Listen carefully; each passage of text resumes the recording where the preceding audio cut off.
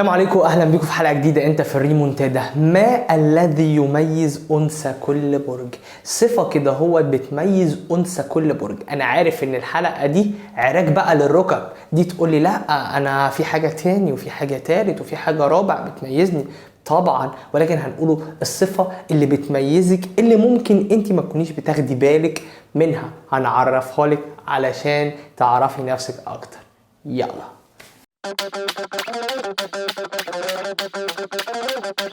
وكالعاده لو كنت جديد معانا في القناه فانا برحب بيك وبقول لك اهلا بيك. انت في ريمونتادا، انت في القناه دي عشان خاطر تبقى على وضعك، كمان تعرف حاجه جديده عن نفسك او عن غيرك او عن البرج اللي انت مهتم بيه. دايما تتطور من نفسك وتدي امل لنفسك ان اللي جاي احسن ان شاء الله، بتعبك وصبرك واجتهادك، وقبل كل شيء طبعا بربنا، هو ده الاساس اللي في ايده كل حاجه. لو عايز تيشيرت من الريمونتادا تابعني في المنتدى عشان هنزل بوست للناس اللي هتكسب تيشيرتات، هروح اسلم لها التيشيرت بنفسي. ولو الموضوع صعب عليا او البلد بعيده هحاول ان انا ابعت لهم عن طريق الشحن. تابعني في المنتدى عشان هنزل بوست للناس اللي هتكسب تيشيرتات، هروح اسلم لها التيشيرت بنفسي. ولو الموضوع صعب عليا او البلد بعيده هحاول ان انا ابعت لهم عن طريق الشحن. تابعني دايما في المنتدى واشترك في القناه لو كنت اول مره بتشوفني، دوس لايك للفيديو او ديسلايك وعرفني بنفسك. انا في الابراج ناخدهم بالترتيب كده هو علشان الناس ما تزعلش مني. اول صفه بتميز برج الحمل او بنت برج الحمل اهتمامها بنفسها، بتعرف فعلا تهتم بنفسها، وكمان بتركز ان هي تبقى جميله وبتبقى جميله. مفيش مره تخرج انثى برج الحمل في لقاء، في حوار، في مشوار، في اي حاجه ما تبقاش جميله. اي حوار ما تقعدش فيه لازم تلفت الانظار، تاخد كده هوت اهتمام الناس بجمالها وهدوءها وروحها. عندها اهتمام بنفسها عالي قوي قوي قوي قوي، اهتمامها بنفسها فعلا ملفت جدا جدا جدا. الانثى التانية انثى برج الثور، الجمال، جميلة في كل شيء. هم برج اصلا مولودين علشان يبقوا جمال، جميلة فعلا وتعرف فعلا تبقى جميلة وتعرف تبقى وحشة، بس هي بطبعها جميل. تشوفها تقول ايه الجمال ده، ايه الهدوء ده، ايه الرقة دي.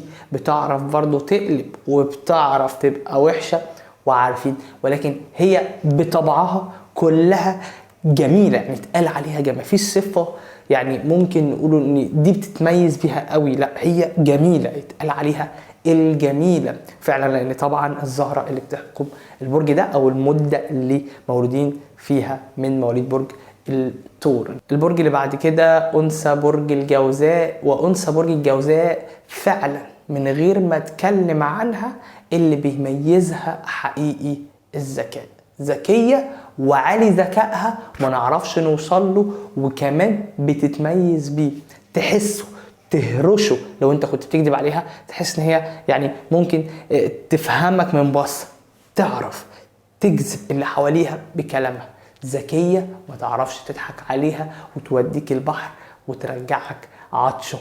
الأنثى اللي بعد كده وهي أنثى برج السرطان. أنثى برج السرطان تمتاز بالحنان والاهتمام بالآخرين، الآخرين اللي بتحبهم حنينين قوي قوي قوي. مش هنتكلم كتير عنهم، ولكن ما يتقارنوش بحد، ما يتقارنوش بحد في الحنية، ما يتقارنوش بحد في بذل وعطاء السرطان للشخص اللي بيحبه. ابنك، بنتك، صاحبك، جوزك، مراتك، ايا كان ايا كان هو ايه، بيعرفوا يدوا ويبذلوا نفسهم ويحرموا من نفسهم من اجل اسعاد الشخص او الطرف الثاني. حنانهم رهيب جدا. الانثى اللي بعد كده طبعا وهي انثى برج الاسد. انثى برج الاسد بقى ملكة ممتازة، سوبر ممتازة في الجدعنة، بتمتاز بالجدعنة. أنثى جدعة جدا ما بتخافش وسايبها على الله. يمكن بتشوف إن ملهاش حظ في الحب بنسبة كبيرة، يمكن أنا ممكن أكون معاها، ولكن برضو الظروف والبيئة المحيطة بيها بتشجعها إن هي تبقى جدعة. فطرتها اللي هي أصلا بيها، اللي مولودة بيها، بتشجعها ان هي تبقى جدعة، وهي فعلا جدعة. ب 100 راجل صاحبة صاحبتك او يعني صاحبة صاحبته، صاحب صاحبي قوي قوي قوي قوي قوي انثى برج الجوزاء. يعني بص، صاحبها واتفرج على الجدعنة واتفرج على الرجولة واتفرج على المواقف اللي ممكن تقف فيها معاك. الأنثى اللي بعد كده وهي أنثى برج العذراء. أنثى برج العذراء تمتاز، تتفوق عن غيرها من إناث الأبراج بالتقل والرزانة والهدوء والثبات، وطبعا كل ده يعكس الرقة، ولكن هي تقيلة وهادية وركزة وثابتة، تعرف امتى تتكلم وامتى ما تتكلمش. في إناث عذراء مش تقيلة، في إناث سرطان مش حنينة، في إناث جوزاء مش ذكية، ولكن مش كتير، على حسب هم مولودين ازاي، فدي بتختلف واليوم بتاعهم برضو. ولكن خلينا بقى في أنثى برج العذراء، تقيلة وركزة وتجذب أي حد بالصفة دي وبتمتاز. محدش يقارن أنثى العذراء بأي أنثى تاني في التقل والرزانة والذكاء والثبات والهدوء، مهما كانت تدعي الغباء أو مهما كان هي بتشوف نفسها غبية، ولكن لا لا لا. الأنثى اللي بعد كده وهي أنثى برج الميزان. الميزان الحنان والرومانسية والجمال والرقة والثبات، ومش هنكتر أكتر من كده، كاريزما.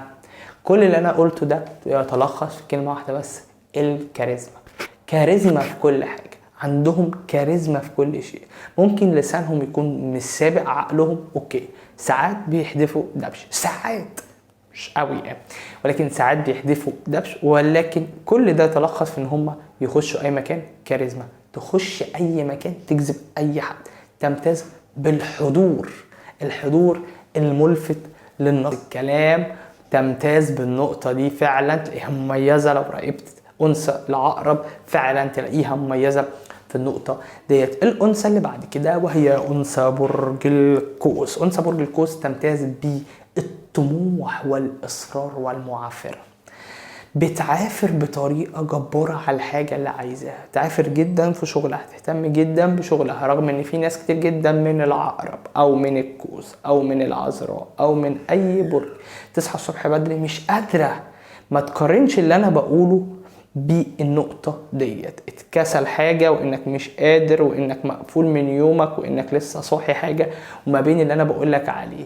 في ناس برج القوس ممكن ما يكونوش بيحبوا يعافروا، ولكن ساعة الجد، ساعة الحاجة اللي فيها مصلحتي واللي فيها حاجة هتوصلني، بتلاقيهم كده تماما، يحبوا المعافرة وعندهم طموح عالي قوي، بيوصلوا له، بيمتازوا بالنقطة دي، بيحطوا كل ده في دماغهم وبيوصلوا، بيحطوا كل ده في دماغهم وبيوصلوا، كده كده بيوصلوا، كده كده بيوصلوا. الأنثى اللي بعد كده وهي أنثى برج الجدي، تمتاز بالإصرار والعزيمة، الإصرار والعزيمة والحرية، تحب الحرية. بص، ما تقفلنيش، تقوليش البس ايه، هتقولي هرد عليك. بتمتاز جدا في ان هي تعرف ترد، محدش يكتفني، محدش يديني امر، محدش يمشيني. عندي اصرار ان انا هوصل لده، عندي اصرار ان انا هعمل ده، طبعا كله بإرادة ربنا.